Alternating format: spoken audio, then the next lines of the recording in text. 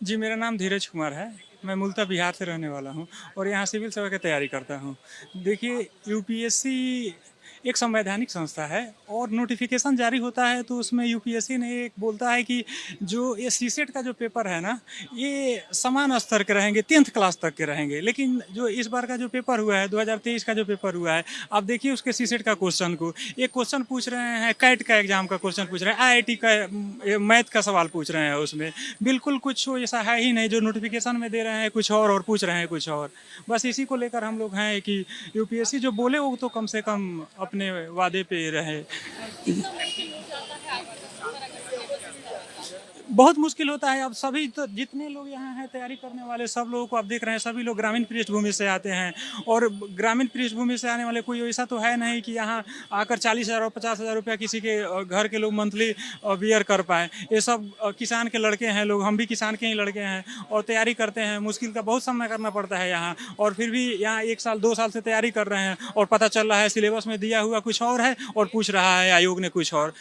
Ultimately कोई भी बच्चा, हम हो या जितने सारे स्टूडेंट, सभी लोग तो सिलेबस के अकॉर्डिंग ही तो तैयारी करते हैं। जो सिलेबस लिखा हुआ है बस उसी को तैयारी करते हैं, उसी को अपना आधार बेस मानकर तैयारी करते हैं और पता चल रहा है क्वेश्चन कुछ और रहा है। मैम, मेरा नाम मनोज कुमार झा है। मैं बिहार राज्य के मधुबनी जिला से आता हूँ। इस बार एग्जाम आप लोगों ने दिया, वो आउट ऑफ सिलेबस उसमें कई सारे क्वेश्चंस पे लगातार सवाल खड़े हुए हैं। कितना मुश्किल हो जाता है आगे का सफर अगर एग्जाम में सवाल जो आउट ऑफ सिलेबस।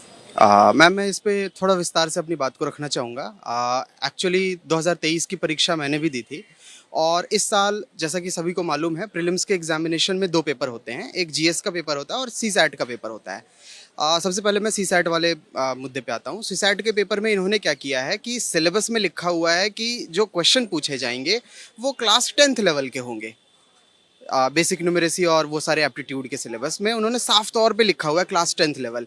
लेकिन जो परीक्षा में सवाल आए हैं वो साफ तौर पे कैट के क्वेश्चंस, जो आईएम के वगैरह के लिए जो पेपर होता है उसका कैट का क्वेश्चंस, आईआईटी लेवल के क्वेश्चंस। बाकायदा हम इस मुद्दे को लेकर के सीईटी में केस भी किया हुआ है हम लोगों ने, और हमने बताया हुआ है यहाँ तक कि पृष्ठ संख्या इतनी, इस ईयर से ये वाला सवाल एज इट इज़ उठा के दिया है आपने। तो ये सीसैट में इन्होंने अन्याय किया है। इसके साथ साथ मैम, इन सवालों की संख्या 25 से ऊपर क्रॉस हो गई है और सीसैट को क्लियर करने के लिए आपको 33% मिनिमम स्कोर करना पड़ता है। अगर आप 33% स्कोर नहीं करते हैं तो आप बाहर हो जाएंगे वैसे भी। तो 33% को स्कोर करना ही इन लोगों ने इतना डिफिकल्ट कर दिया है इस बार, और वो भी आउट ऑफ द सिलेबस जा करके। आप पेपर टफ बनाइए, आपको लगता है पेपर टफ बनाना है, बनाइए, कोई दिक्कत नहीं है। आपको लगता है, आपको ऐसा लगता है कि आप आईआईटी के सवाल पूछ सकते हैं छात्रों से, आपको ऐसा लगता है आप कैट के सवाल पूछ सकते हैं छात्रों से, तो इतनी हिम्मत तो दिखाइए कि आप सिलेबस में लिख पाएं कि हाँ हम आईआईटी के सवाल पूछेंगे, हाँ हम कैट के सवाल पूछेंगे।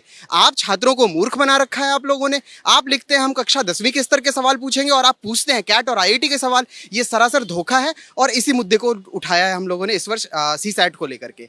अब मैं आना चाहूंगा मैम जीएस वाले मुद्दे को लेकर के। इस पे थोड़ा सा आपको मुझे समय देना पड़ेगा। जीएस वाले मुद्दे में बहुत बड़ी जो खामी है वो मैं सामने लाना चाहूंगा। इस साल क्या हुआ, यूपीएससी ने जैसे प्रश्न पूछा, 3 स्टेटमेंट दिए, स्टेटमेंट 1, स्टेटमेंट 2, स्टेटमेंट 3।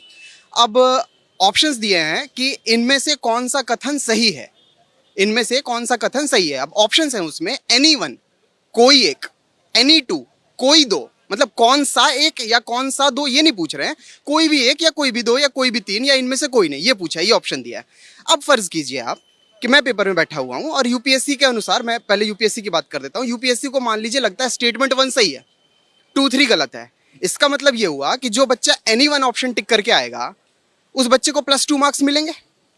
फर्ज कीजिए पेपर में मुझे लगता है कि पहला स्टेटमेंट सही है, मैंने एनी वन टिक किया, सही भी है मेरा आंसर, मुझे +2 मिलेगा। लेकिन अगर किसी बच्चे को ऐसा लगता है कि स्टेटमेंट 2 सही है, 1 और 3 गलत हैं, तब भी वो एनी वन टिक करेगा। किसी दूसरे बच्चे को लगता है स्टेटमेंट 3 सही है, 1 और 2 गलत हैं, तब भी वो एनी वन टिक करेगा। इन दोनों ही केसेस में हुआ ये कि आपने ऐसे छात्रों को जिनके पास वाकई में नॉलेज है और ऐसे छात्रों को जो कि तुक्का लगा रहे खुलेआम, उनको एक बराबर प्लेटफॉर्म पे ला करके खड़ा कर दिया। ये क्या तरीका है?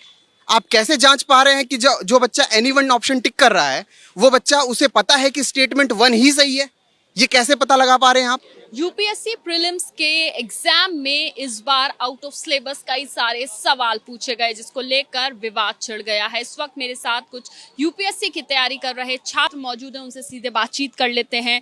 आप लोग कई वर्षों से, जाहिर सी बात है, यूपीएससी की तैयारी कर रहे होंगे सिर्फ इस उम्मीद से कि अब आप लोग एक अफसर बन जाएंगे। तो मुझे ये बताइए कि इस बार विवाद छिड़ गया है और विवाद बड़ा भी हो गया है कि जो एग्जाम आए उसमें आउट ऑफ सिलेबस सवाल आए। आपको भी ऐसे ही लगा? बिल्कुल, जैसा कि मनोज जी ने बताया, आप सिलेबस में यूपीएससी लिखता है कि जो सीसेट का पेपर होगा उसका जो स्तर होगा क्वेश्चन पूछने का वो 10वीं क्लास का होगा। लेकिन जो स्तर, जिस स्तर का सवाल पूछा गया है वो बिल्कुल जो विषय के एक्सपर्ट होंगे वही उस विषय को हैंडल कर सकते हैं।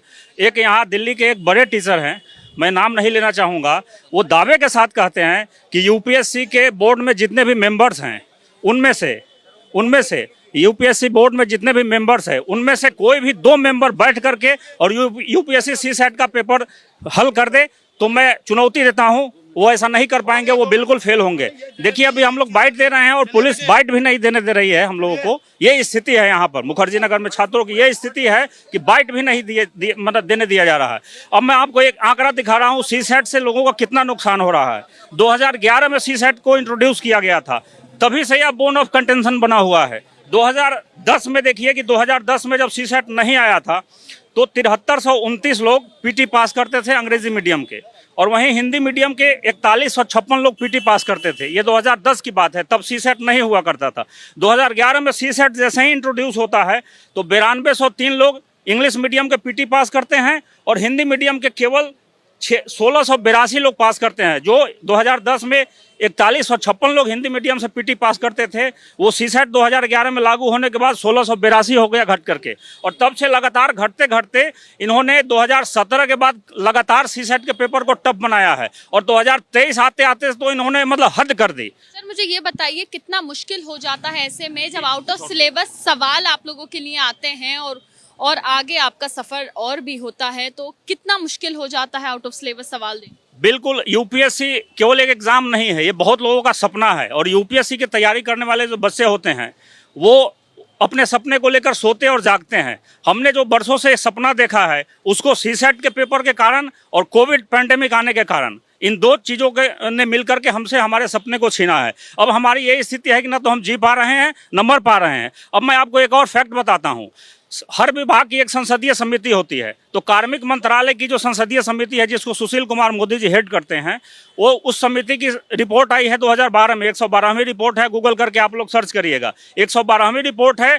उसमें कोविड को लेकर के और सीसेट को लेकर के क्या बात कही गई है मैं आपको बताता हूँ, ये मेरे पास है, मैं बताता हूँ आपको। उसमें सीसेट के बारे में लिखा गया है कि पिछले 10 सालों में यूपीएससी में पैटर्न चेंज होने से, सिलेबस में बदलाव होने से अलग अलग पृष्ठभूमि के छात्रों पर, ग्रामीण पृष्ठभूमि के छात्रों पर, जो नॉन इंग्लिश मीडियम के छात्र हैं यानी भारतीय भाषाओं के छात्र हैं, उन पर क्या इसका इम्पैक्ट हुआ है।